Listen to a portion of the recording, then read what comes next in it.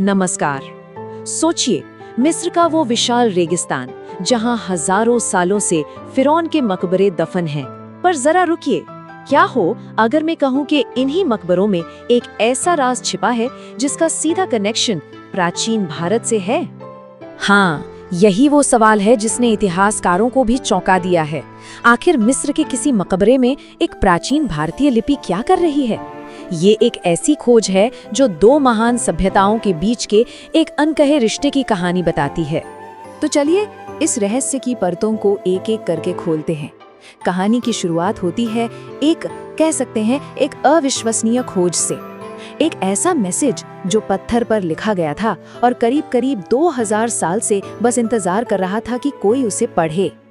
और ये देखिए, ये सिर्फ कोई लिखावट नहीं है, ये एक नाम है, सिकई कोर्रेन। सोचिए, ये नाम एक प्राचीन मुसाफिर का है जो अपने घर से हजारों मील दूर मिस्र के एक शाही मकबरे की दीवार पर अपनी एक निशानी छोड़ गया। बस इसी एक नाम ने इस पूरी खोज को एक पर्सनल टच दे दिया है। तो जो सुराग हाथ लगे हैं वो कुछ ऐसे हैं। रिसर्चर्स को कोई एक दो नहीं बल्कि लगभग 30 ऐसे शिलालेख मिले हैं। और मजे की बात ये है कि ये सिर्फ तमिल ब्राह्मी में नहीं थे, नहीं, प्राकृत और संस्कृत में भी थे। मतलब प्राकृत जो उस समय आम लोगों की भाषा थी और संस्कृत जो ज्ञान और साहित्य की भाषा मानी जाती थी। इससे पता चलता है कि उस समय भारत में कितनी भाषाई विविधता थी और ये भी कि ये यात्री किसी एक ही इलाके से नहीं आए थे। तो सवाल ये है कि आखिर ये लोग थे कौन और वो प्राचीन मिस्र में कर क्या रहे थे? यहीं से हमारी असली जासूसी शुरू होती है। अच्छा, तो इस पूरी ऐतिहासिक पहेली को सुलझाने का क्रेडिट जाता है इन दो रिसर्चर्स को। इन्होंने कमाल का काम किया है। सोचिए, मकबरों की दीवारों पर हजारों ग्रीक लिखावटें थीं और उनके बीच से इन्होंने इन भारतीय शिलालेखों को खोज निकाला। ये तो भूसे के ढेर में सुई खोजने जैसा था। अब इस खोज को ठीक से समझने के लिए ये जानना जरूरी है कि तमिल ब्राह्मी आखिर है क्या और इतनी खास क्यों है। देखिए, ये सिर्फ एक लिपि नहीं है, ये प्राचीन तमिल संस्कृति और उसकी पहचान का एक बहुत बड़ा सिंबल है। और इसका मिस्र में मिलना अपने आप में ही एक बहुत बहुत बड़ी बात है। और सबसे दिलचस्प बात पता है क्या है? ये जो लिखावटें हैं ना, ये कोई शाही फरमान या कोई बड़ी बड़ी नक्काशी नहीं है। नहीं, ये तो बस आम मुसाफिरों, शायद व्यापारियों या नाविकों के छोड़े हुए निशान हैं। ठीक वैसे ही जैसे आज हम कहीं घूमने जाते हैं और अपना नाम लिखाते हैं ना, बस यही बात इन पुराने लोगों के तजुर्बे को एकदम असली और मानवीय बना देती है। तो अब हमारे पास सारे सुराग एक जगह हैं। भारतीय नाम, भारतीय लिपियां और लोकेशन क्या है? मिस्र का एक शाही मकबरा। जब इन सारी कड़ियों को एक साथ जोड़ा जाता है तो जो तस्वीर सामने आती है वो सच में हैरान कर देने वाली है। ये सारे सबूत मिलकर हम एक ऐसे नतीजे पर पहुंचाते हैं जिसे झुटलाया नहीं जा सकता।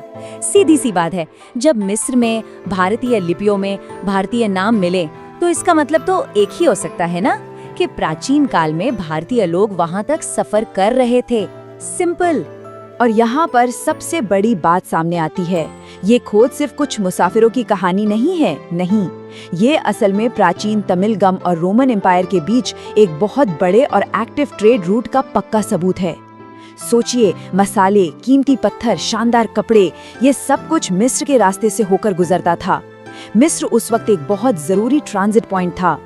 सच कहूँ तो ये खोज हमें उस जमाने की दुनिया को एक बिल्कुल नए एंगल से देखने पर मजबूर करती है।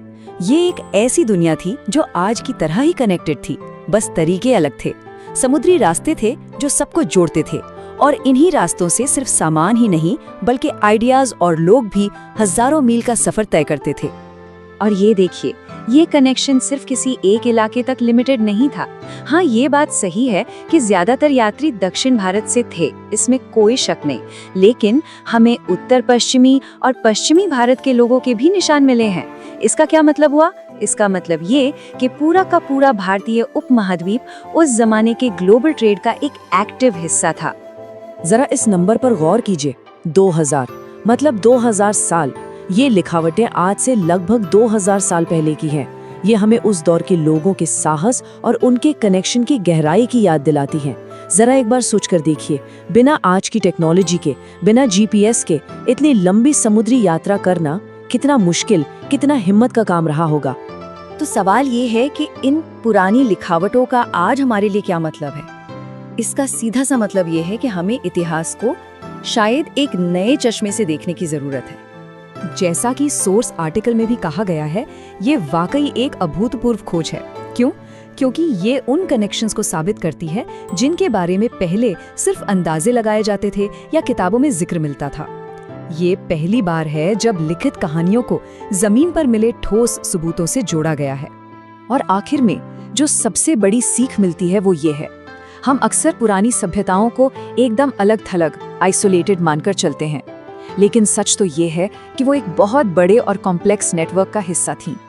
और सिकई कोरन जैसे लोग बस उसी कनेक्टेड दुनिया का जीता जागता सबूत हैं।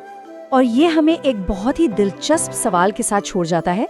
अगर मिस्र की रेत के नीचे भारत के निशान मिल सकते हैं, तो जरा सोचिए, दुनिया में और कहां-कहां हमारे अतीत की ऐसी अनकही कहानियां दफन होंगी जो बस किसी के खोज निकालने का इंतजार कर रही हैं।